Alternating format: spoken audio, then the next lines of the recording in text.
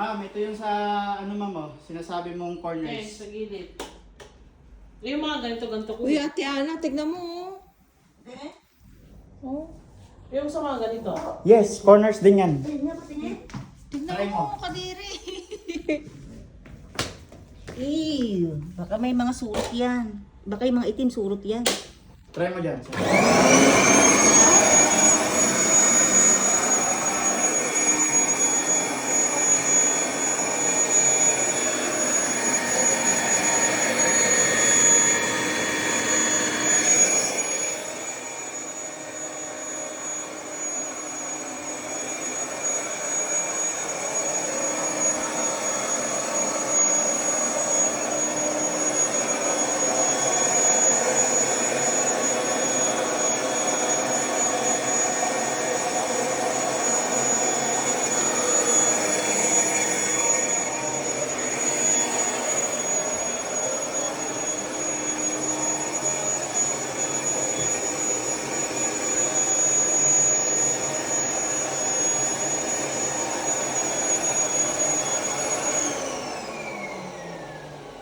Simple lang yung ginawa mo sir, di ba?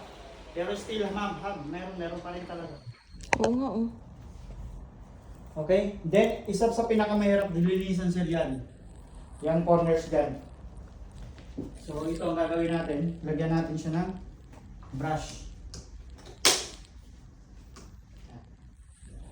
Lagyan natin ng brush, ma'am.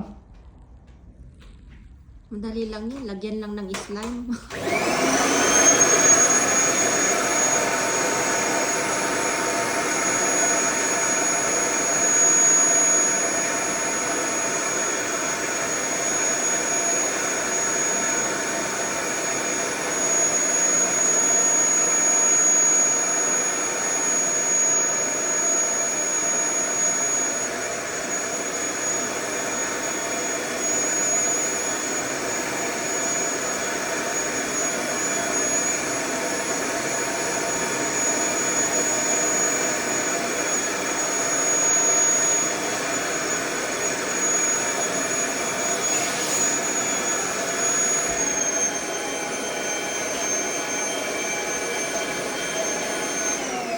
So, ang way ng paglinis, ma'am, huwag mo nang ugasan.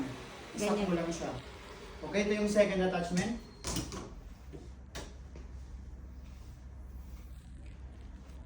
Doon lang yan, dun sa corner. Okay. Dito lang yan, ma'am. Isa pa lang. Okay, next attachment natin, ma'am. Meron po kami dito, ma'am, na ito yung pang-AC. Ah, Pang-AC, asan yung AC nyo dito, sir? yung mga yan. Yan lang. Ito lang? Oo. Wala kayo yung parang ano, ma'am? Wala. Dun sa Yung street kwarto light. yung mga Ah, yan eh. parang ganun. Sa kwarto na yung mga yun. Ah, okay. Ito kasi Mataas pwede na. ito sa TV. Ayan, hindi ito nakakagasgas ng TV, ma'am. So, para ka lang mag-dusting dito. Kasi ito, normal ng buhok ng kabayo ito, ma'am. Ah, okay. Okay? Ayan, pwede mo rin siyang gamitin dito, sir, sa mga wooden furniture, sa laptop, okay? Pwede po ito sa, yan, sa speaker. Try mo dito, sir, o, yan, sa speaker sa ibabaw. Kasi yung mga hindi nalilinisan.